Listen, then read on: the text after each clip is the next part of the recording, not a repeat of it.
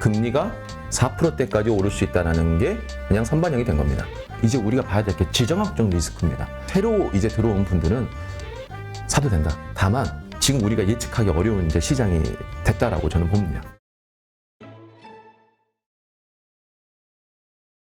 근데 이제 새로 투자하시는 분들 입장에서는 이런 어떤 매수와 관련된 고민을 한다는 거는 사실 행복한 일일 수도 있어요. 네. 이미 우리는 다 물렸거든. 이미 마이너스 40, 50 하고 있단 말이에요. 맞습니다. 그렇다면 지금 시점에서라도 더 빠질 것을 생각하고 차라리 조금 더 싼 가격에 사서 주스라도 늘리자라고 생각하는 게 합리적인 것인지 아니면 지금은 인내의 구간을 버텨야 되는 것인지. 저는 정확히 말하면 사실 이 부분도 방송에서 얘기하다 보면 저는 근데 사실 그 전제가 종목에 따라 다를 수는 있어요. 네, 어쨌든 맞습니다. 전체적으로. 네. 근데 전체적으로 봤을 때 제가 올 초부터 현금도 종목이다라고 얘기를 했었어요. 왜냐하면 시장이 이제 방향성이 너무 불확실성이 크니 어쨌든 우리가 현금을 좀 확보를 해놓으면 우리는 지금 이 가격들이 싸졌을 때 살 수 있는 기회비용을 우리는 지금 얻는 거다. 수익을 못 낼지언정 그것은 현금을 들고 있다고 해서 결코 손실을 본 게 아니다. 이런 얘기를 많이 드렸는데 그게 사실 어떻게 보면 지금 이제 갓 현금을 들고 온 사람하고 똑같은 상황이거든요. 이분들한테는 저는 뭐 이렇게 얘기하고 싶어요.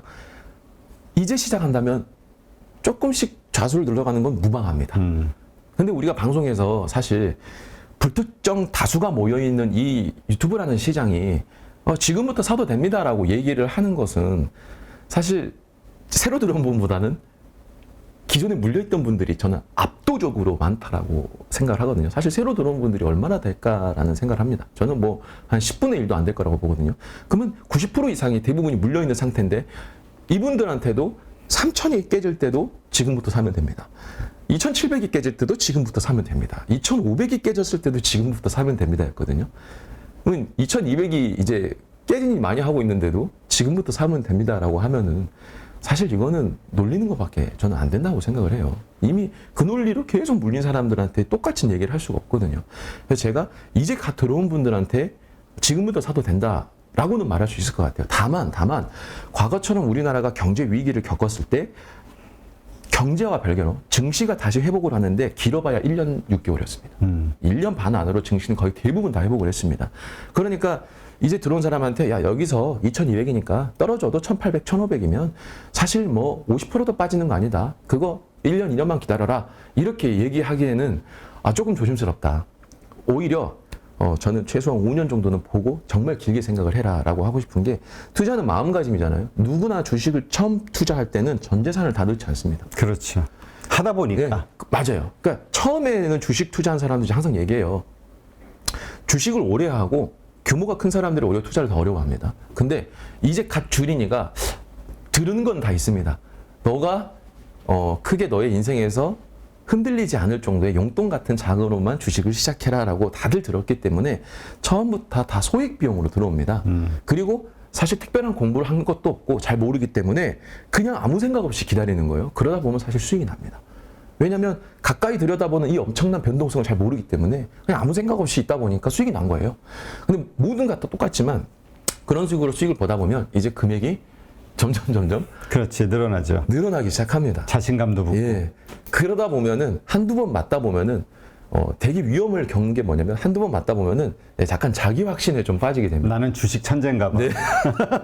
그래서 제가 누구나 밟는 코스. 네, 누구나 밟는 코스예요. 그래서 제가 사실은 저희 부자TV 1년 8개월 전 초창기 강의 때 제가 뭐라 그랬냐면 지금 이제 버블이 거의 형성됐고 버블이 이제 나올 텐데 아마 보시라 조만간 주식 투자 한 1년, 2년 뭐 길어도 10년도 안 된 사람들이 너도 나도 자기 말들이 맞다는 식으로 이제 얘기를 하는 사람들이 나올 것이다.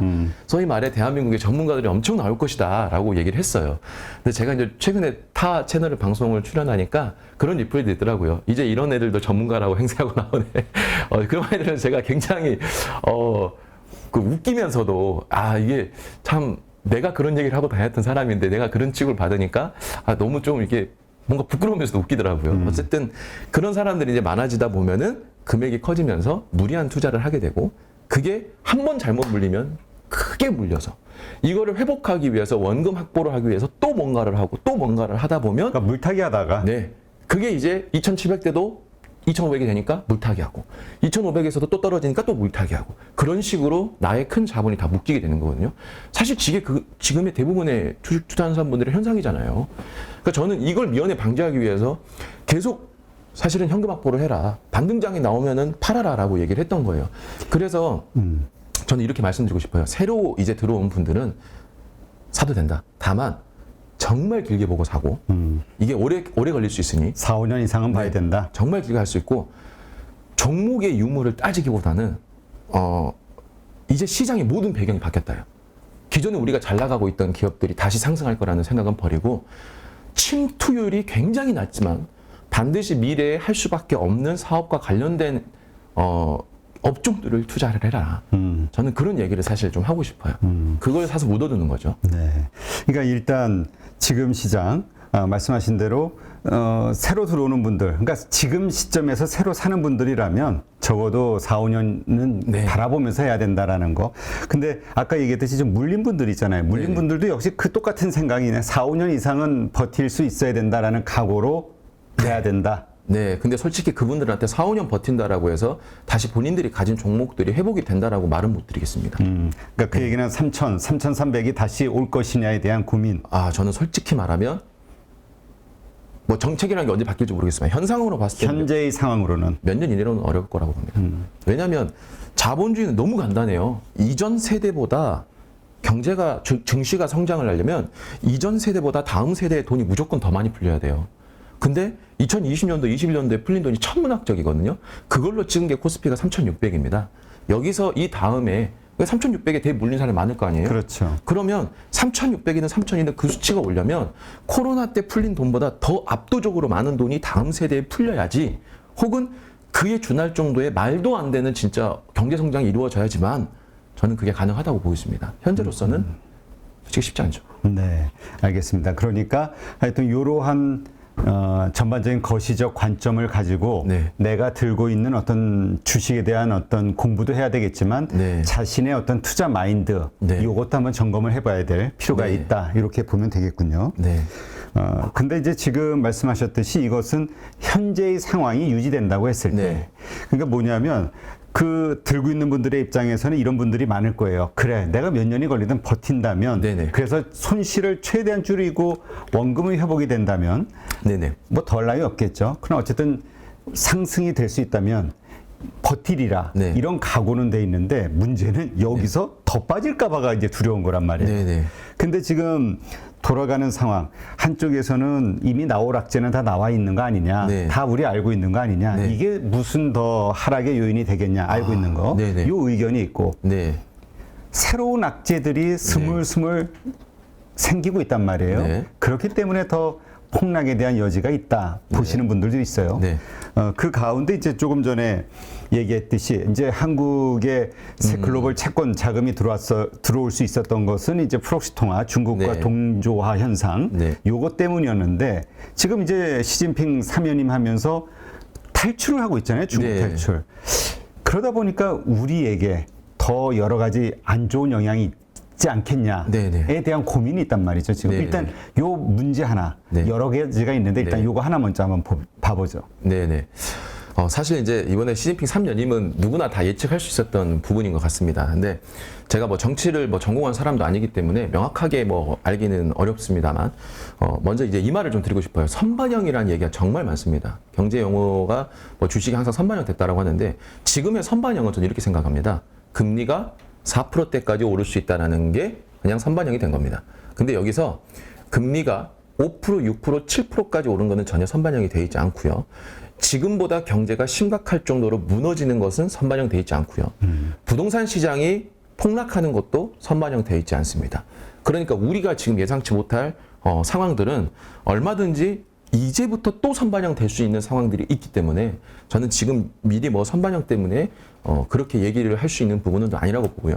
특히나 중국 이제 보면은 중국 시장을 보면서 제가 이런 생각을 해봤습니다. 첫 번째는 너무나 뻔한 이야기인데요. 역사적으로 독재주의 공산주의 국가가 경제적으로 크게 성공한 국가는 단 한 번도 없었습니다. 저는 이거는 뭐 부정할 수 없는 사실이고요.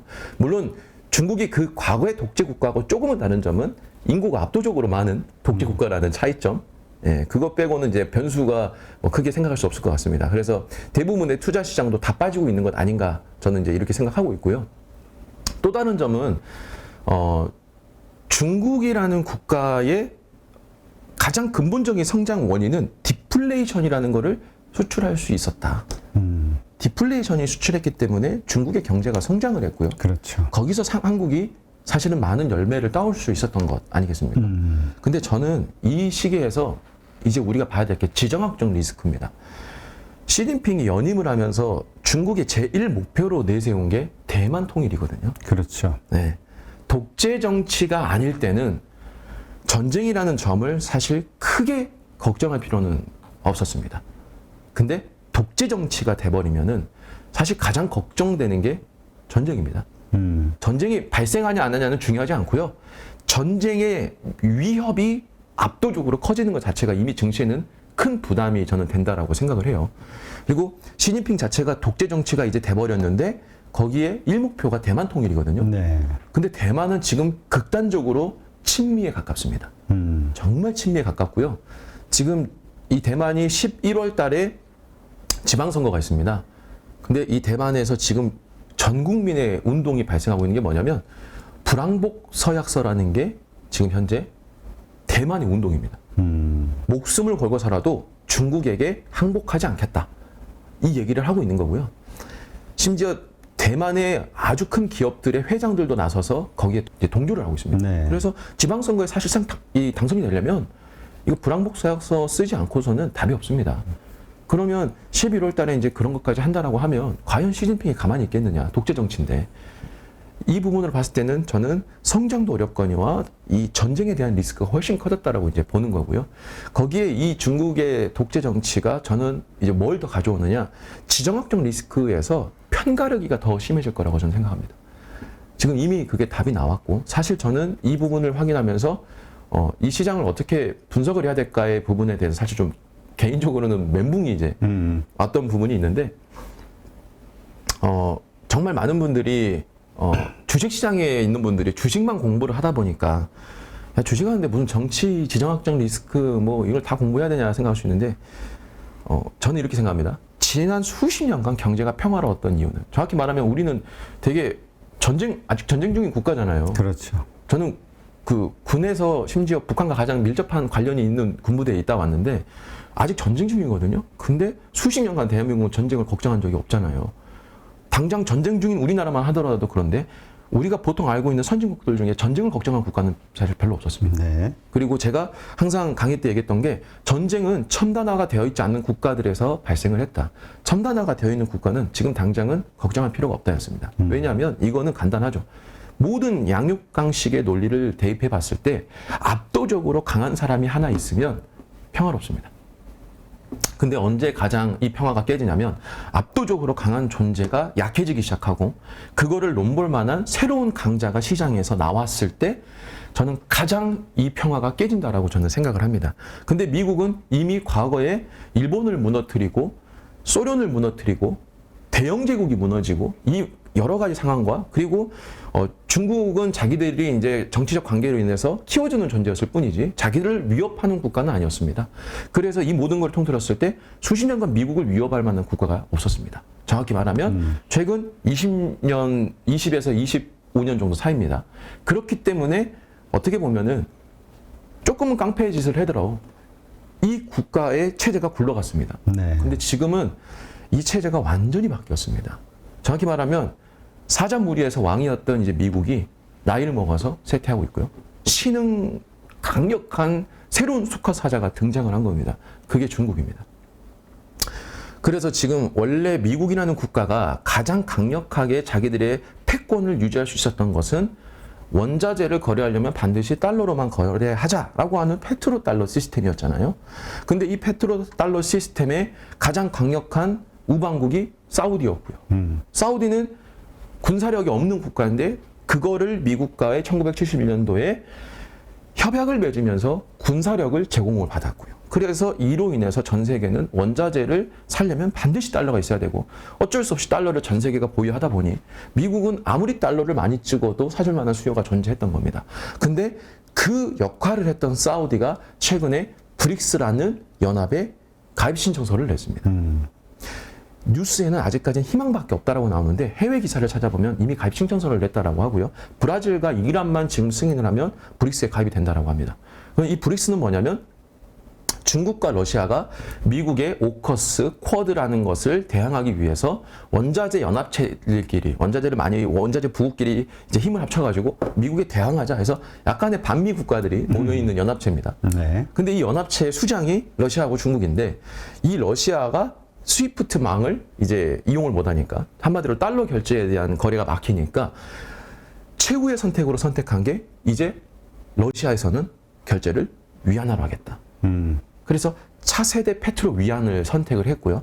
그리고 이 브릭스 연합에서도 차세대 이 거래 통화는 사실 위안밖에 없습니다. 왜냐하면 다른 국가들은 위안만큼의 지금 현재 글로벌 시장에서의 점유권이 없기 때문에 그렇죠. 이건 반드시 위안화가 거래 결제 통화가 될 수밖에 없습니다. 근데 여기에 지금 사우디가 가입 신청서를 내놓은 겁니다. 이거는 미국의 힘이 과거와 같지 않다라는 걸 얘기하고요. 지금은 뭐 사우디가 정치적으로 뭐 이제 사실 뭐 예전에 뭐 북한을 얘기한 벼랑 끝 전술 막 이런 얘기 했었는데 사우디가 이제 최후의 마지막 선을 넘냐 안 넘냐를 가지고 미국하고 딜을 할 수 있는 상황일 수도 있겠지만 어쨌든 이것만 보더라도 이제 다른 국가들이 얼마든지 미국을 넘볼 수 있다는 겁니다. 그럼 이 상황에서 이제 미국의 에너지 패권을 잃게 되면 그러면 또 이런 시각이 있을 수 있습니다. 야 이제 원유가 기름이 전 세계 앞으로 차세대 에너지는 아니지 않느냐. 그럼 당연히 그거는 이제 2차 전지입니다. 네, 그렇죠. 근데 2차 전지의 원자재는 전부 다 전 세계에서 중국이 독점을 하고 있습니다. 그러니까 사실 이것만 가지고도 지금 현재 상황에서 미국이 야 이제 원이 필요 없고 2차 전지에 대한 주요 원서들을 미국이 가지고 있으니까 그나마 괜찮아라고 얘기할 수 있는 부분도 아닙니다. 그럼 이 상황에서 이제 새로운 사자가 젊은 수컷이 튀어오르는데 이 상황에서 이제 앞으로 우리가 과거처럼 평화로운 시기가 올 것이냐. 근데 심지어 이 젊은 수컷이 독재 정치를 하고 있는 겁니다. 거기에 독재 정체가 대만이라는 곳을 명시를 해버렸고요. 그럼 이 상황에서 과연 한국이 과거처럼 평화로운 세상 속에서 열심히 물건 만들어가고 수출하면서 살 수 있는 세상이 됐느냐? 저는 솔직히 말하면 그거는 어려울 것 같다. 네. 지금 그러한 걱정, 이제 사실 이게 전 세계 투자자들이 하는 걱정이죠. 그래서 이제 지금 시진핑 3년임 이후에 항생 지수가 폭락이 된 거고, 중국에서도 이제 탈출하는 그 외국계 자금들이 뭐 늘어나고 있다 이런 뉴스가 나오는 건데, 근데 이제 중국 입장에서도 이제 지금 상황은 그렇지만 또 어떤 이제 대책을 내놓는, 그러니까 시장에 유화책을 내놔야 되지 않겠느냐. 뭐 당연한 거니까 보통은.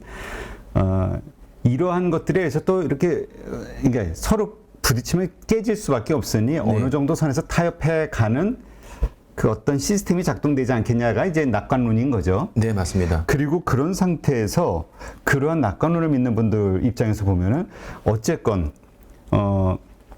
외국인들에게 이제까지 가장 매력적인 투자처가 중국이었다면 그 다음에 이러한 문제로 중국과 대만이 조금 외국계 자금이 빠져나온다면 그게 대안으로 또 역시 한국이 되지 않겠느냐. 네네. 우리가 사실 MSCI 지수에서도 1위였다가 중국에게 밀린 거잖아요. 네, 맞습니다. 비중이. 이런 것들이 다시 이렇게 되지 않겠냐에 대한 기대감. 근데 물론 이 세상이 복잡해지면 더 어려워질 수도 있겠죠. 저는 두 가지 측면에서 좀 얘기를 하고 싶습니다. 하나는 군사적 측면에서 좀 얘기를 이제 해보자면 한국이라는 국가가 예전에 지금처럼 주식 투자자분들이 많이 없을 때 한국은 대체 왜 GDP도 전 세계 10위권에 있고 너무나도 경제 무역 흑자도 지속적으로 내던 국가인데 그거를 왜 한국은 코스피가 안 오르냐라고 했을 때 항상 교과서처럼 나왔던 이야기가 한국은 전쟁 중인 국가였기 때문이다. 이런 얘기가 많이 나왔거든요.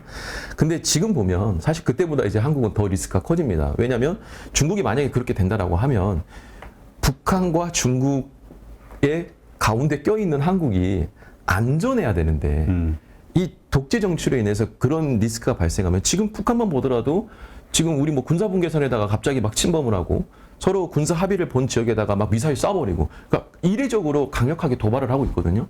이거만 보더라도 한국의 전쟁 리스크가 다시 커질 수밖에 없는 상황이에요. 그러면 군사적으로 미국이 우리를 강력하게 정말 강력하게 보호를 해줘야 되는데 과연 미국이 과거만큼의 힘을 잃었는데 그게 될 것이냐. 그러면 그런 부분을 봤을 때 저는 군사적으로 봤을 때 한국은 오히려 지정학적 리스크가 더 커질 수가 있다라고 보는 거고요. 두 번째는 어쨌든 한국이라는 국가에 투자를 하려면 한국은 근본적으로 물건을 팔아서 먹고 사는 곳입니다. 그럼 물건을 잘 팔아야 될 거 아니에요. 그렇죠. 근데 한국의 무역 구조를 보면 뭐 그냥 편하게 보면 일본에다가는 매년 200억 달러의 적자가 발생할 수밖에 없다라고 합니다. 이거는 사실 우리나라가 모든 원천 기술을 일본에서 가져온 게 많다 보니까 일본은 그런 부가가치가 높은 걸로 실질적으로 우리가 일본에서 많은 물건을 안 사오더라도 무역 적자가 발생할 수밖에 없고요. 그리고 200억 달러의 무역 적자가 발생했던 것을 2009년부터 우리가 중국에다가 폭발적으로 수출을 하게 되면서 중국에서 200억 달러의 흑자를 받았기 때문에 이게 퉁쳐진 거거든요. 그리고 미국과 그 외의 국가들에서 우리가 150억 달러 정도의 무역 흑자를 기록하면서 우리나라가 10몇 년 동안 지속적인 무역 흑자를 만들 수 있었던 국가였다라고 저는 월별? 봅니다. 월별. 예, 월별입니다. 죄송합니다. 월별입니다. 연후하기엔 네. 너무 작아가지고. 네네. 저도 뭔가 말하면서 이상했는데, 최근에 제가 잘못 기억하고 있었네요. 다른 방송에서도 연으로 얘기했는데, 월입니다. 네. 예. 월별 그렇게 되어 있죠. 그러다 보니까, 그럼 만약에 우리가 중국 시장에서 이제 나오게 된다면, 우리는 미국의 200억 달러라는 매월 발생할 수 있는 무역 적자를 뭔가로 우리는 퉁쳐야 됩니다. 근데 이거를 퉁치려면 새로운 시장을 개척을 해야 되거든요. 그래서 우리가 지금 새로운 시장으로 보고 있는 게 북미 지역을 막 이렇게 수출하려고 하는 건데 이 지역에 우리가 중국을 대체할 만큼의 자리를 잡으려면 시간이 필요하고 그리고 실질적으로 그 지역도 이제 경제가 무너지면은 우리는 다시 그 중국만큼의 시장을 가져오기에는 저는 시간이 꽤 걸릴 것 같다. 그게 잘 됐을 때 중국을 대체할 수 있는 것이지 여기서 한국이 조금만이라도 삐꺼덕하면은 그 시장을 대체할 수 있는 걸 못 가져오면 구조적으로 한국이 항상 무역 흑자를 만들었던 국가라는 그 이미지도 깨진다면 과연 지정학적 리스크, 군사적 문제도 발생하는 국가에 무역 흑자도 과거처럼 꾸준하게 못 만드는 국가에 외국인들이 꾸준하게 투자를 해줄까? 대체안으로 과연 생각을 해줄까? 심지어 저라면 그럴 것 같아요. 제가 외국인이라면 물론 저는 한국을 사랑하는 한국 사람입니다만 제가 철저하게 투자적 관점으로만 보는 외국인이라면 이미 성장이 할 만큼 했던 국가에서 최고점을 찍었고 거기다가 리스크가 많이 발생한 한국에 투자할 것이냐. 이제 성장을 막 하고 있는 태국이나 베트남이나 심지어 성장률이 훨씬 이제 성장 밴드가 우리나라보다 훨씬 클 수 있는 국가들에 투자를 할 것이냐라고 물어본다면 한국 사람이지만 저는 그쪽을 택할 것 같습니다. 그럼 외국인도 마찬가지지 않겠느냐. 저는 그렇게 생각을 해봅니다. 네. 하여튼 물론 이제 변수로 봐야 될 것은 이제 사실 강달러 이것이 이제 각 모든 나라들에게는 또 상당히 위기이기도 하잖아요. 네네. 그리고 이러한 것들이 과거 사례를 봤을 때는 네. 신흥국들에서 자금을 유출시키는 그래서 그 경제가 무너지는 네. 외환 위기가 됐든 뭐가 됐든 네. 그래서 이제 소위 양털깎기라는 말도 있었고 네. 미국의 여러 가지 문제를 10년마다 이런 식으로 해결한다라는 뭐 음모론적인 이야기도 네. 있고 제가 제일 좋아했던 얘기입니다. 네.